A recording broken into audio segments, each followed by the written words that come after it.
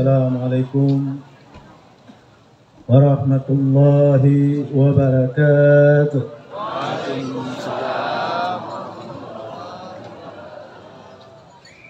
Alhamdulillah, wassalatu wassalamu ala rasulillah wa ala alihi washabihi wa man tabi'ah. Asyhadu an la ilaha illallah wa asyhadu anna Muhammadan abduhu wa rasuluhu nabiyya ba'da.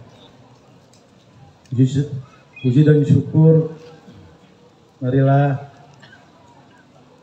sama-sama kita panjatkan karya Allah Azza wa Jalla atas berbagai rahmat, karunia, taufik dan hidayah kepada kita semua. Alhamdulillah, acara baik Maulid, Isra Mi'raj dan acara rutin-rutin dari MPTT itu tidak pernah tergerus, tidak pernah terhenti, yang terus diinstruksikan dan dikomandkan oleh Abuya. Karena saya yakin dan Abuya meyakinkan kita secara batin bahwa kepentingan untuk Allah dan Rasul itu tidak boleh dinomorduakan. Secara syariat kita berjalan dalam tatanan syariat hari ini. Ketika bicara tentang hakikat, itu menjadi rahasia individu masing-masing. Makanya Abuya tarbiyah kita, mendidik kita, mensucikan batin kita, sehingga kita konsisten untuk terus mengkedepankan kepentingan Allah dan Rasul. Hari ini insya Allah sudah longgar, sudah ada pengakuan secara internasional bahwa corona itu ya sebagai penyakit ciptaan Allah. Tidak kemudian kita terabaikan, tersingkirkan dengan kepentingan politik, kepentingan penyakit sosial, budaya, dan ekonomi. Abu melaju dengan kepentingan dakwahnya, mensyariatkan kepada kita, sehingga istiqamah kita bersama Abuya. Karena keinginan kita satu, seperti apa yang disampaikan oleh Syekh Ali Badri semalam, bahwa Abuya tidak ingin sendiri untuk bersama Allah, tapi ingin seluruh umat di dunia ini. Ini perjalanan yang kemudian kalau secara sesama kita analisa, kapunyung-punyung yang kepentingan tanya, kepentingan Abuya. Saya sepakat apa yang disampaikan oleh Syekh Ali Badri semalam. Selawat diiring salam, tidak lupa juga tentu yang utama, karena inilah yang pertama diciptakan Allah dalam bentuk nur, roh, kepada Rasulullah, junjungan kita, Nabi besar Muhammad sallallahu alaihi wasallam, beserta keluarga, para sahabat, para ulama mutakhadimin dan ulama yang mutaakhirin, yang sangat kita cintai, kita muliakan, dan yang dimuliakan Allah. Abuya, mursyid kita, panutan kita, tambahkan hati kita, cinta kasih sayang kita. Karena itulah Abuya terus diikuti, bukan hanya di PAU. Kalau kemudian Abuya bergerak ingin ke Afrika, sepertinya juga kita setuju mengikuti Abuya ke Afrika secara syariah. Kalau secara hakikat, di mana Abuya, di situ ada kita. Secara syariah. Dan juga yang kita muliakan, Nyak dan Umi, para putri putra Abuya yang Masya Allah terus memancarkan rasa cinta dan kasih sayang kepada jemaah MPTT. Protokol kalau lagi 10 menit tolong ditegur. Yang kami muliakan Abuya, guru kita juga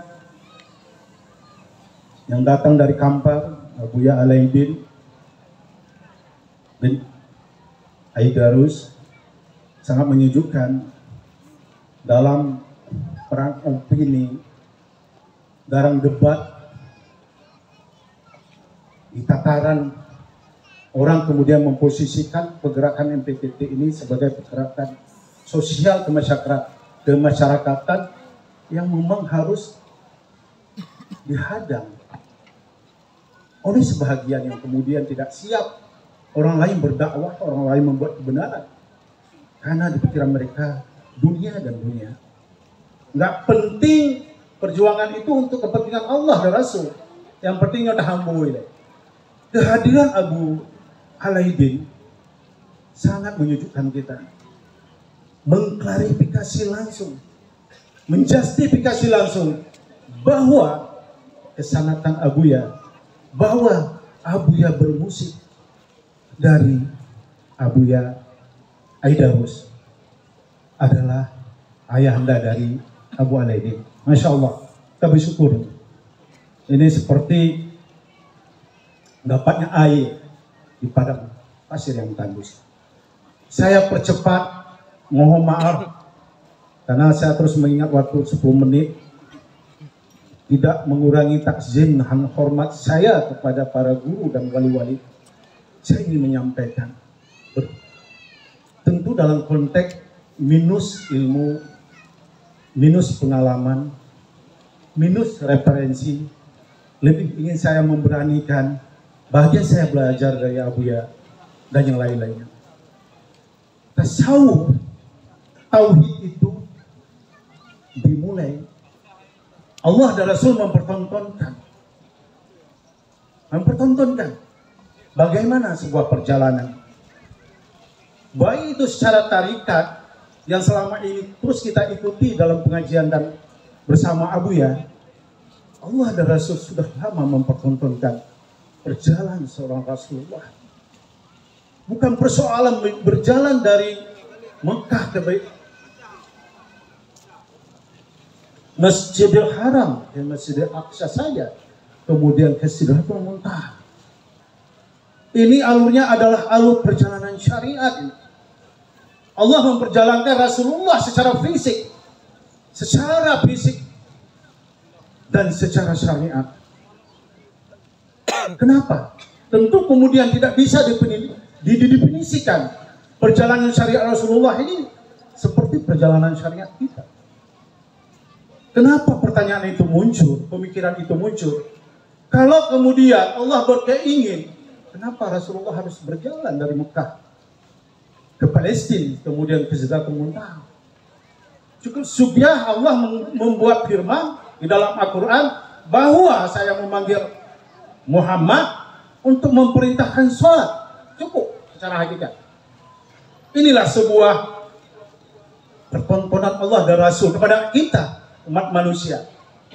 Ini juga menjawab ketidaktotalnya para ulama memahami tentang syariat dan hakikat. Padahal Rasulullah sudah memperlihatkan, mengajarkan kepada kita, tidaklah mungkin sebuah perjalanan syariat tanpa hakikat. Kenapa saya katakan begitu? Saya coba berpikir. Di Al-Quran kemudian disampaikan tentang Isra, Mi'raj, yang itu tentang nalar dan logika kita tidak sampai untuk menerjemahkan itu. Apalagi perjalanan satu malam. Dari Mekah ke Palestina aja itu antara Aceh ke Palembang nih, 1.400 km. Apalagi kemudian kita tidak bisa menghitung ke Sidratul Muntaha. Gak cukup kalkulator yang Pak Tatigon pada UAD. Tapi Rasulullah menjalankan perjalanan satu malam. Intinya saya ingin berbicara tentang tauhid tasawuf dalam konteks ini. Yang kemudian banyak ulama bertentangan tentang hakikat dan ma'rifat. Pada Allah sudah mempertontonkan itu. Hal yang lain yang kemudian dinukilkan di Al-Quran. Kenapa juga Jibril tidak berani masuk satu langkah pun ke Sidratul Muntaha? Kenapa Rasulullah bisa? Tentu logika yang sederhana. Rasulullah datang ke Sidratul Muntaha itu seperti matahari. Otak contoh bukan hidup penerangan lampu berbagai sudut. Tentu terang, tapi seketika matahari datang, semua sinar-sinar itu akan hangus oleh sinar matahari. Bagaimana juga Rasulullah terbakar karena dia mendatangi hasil dari limpahan penciptaannya. Rasulullah, ruh Rasulullah, nur Rasulullah, itu adalah awal penciptaan. Kemudian 4000 kemudian baru aras yang diciptakan dan lain-lain. Nah, ini sebenarnya ingin melogikakan kita bahwa apa yang dilakukan oleh Abuya tentang perjalanan kita kepada Allah itu sudah didefinisikan oleh Allah dan Rasul sejak perjalanan Isra itu. Kenapa hari ini kita perdebatkan tentang ilmu Abuya ini? Secara syariat nggak mungkin Abuya bertahan, bertengger untuk terus mempertahankan umat ini untuk selalu dengan Abuya. Tidak ada semua definisi karena adalah awal penciptaan. Tapi lempu kamu dong. Maka Ji, benar sudah apa yang kita lakukan hari ini, bahkan punya dalam bahasa Jinya nyeleneh, tidak sesuai dengan adat dan istiadat pengajaran di pesantren. Abuya berani membuka tabir hakikat ini, memberi pelajaran bahwa hakikat itu, perjalanan itu harus kita belajar. Suluk, kemudian tasawuf, juga melakukan perjalanan kepada Allah. Menyelenggarakan, memikirkan. Inilah enaknya kita diberi jabatan oleh Abuya. Mereka yang bekerja orang lain, yang berdemenan loh. Nah itulah sesuatu yang kemudian Abu ciptakan. Tatanan di lokasi, tatanan administrasi, tatanan bermuhasabah, bermuhabah. Jadi anehnya, terutama itu di komunitas MPTT ini tergabung berbagai elemen, ulamanya, masyarakatnya, pemudanya, politisinya, dan politisi. Itu berbagai warna ada di sini. Ada Golkar, ada macam-macam, ada Demokrat, ada PA. Tapi alhamdulillah Abu dengan luar biasa memaintain ini, mengelola ini, sehingga kami ini tidak pernah bicara persoalan politik ketika bersama Abu ya. Mau menang mau kalah partai nggak ada urusan. Kita juga nggak pernah berkampanye bahwa saya pakai aja, nggak pernah. Ini aku contoh, pegang.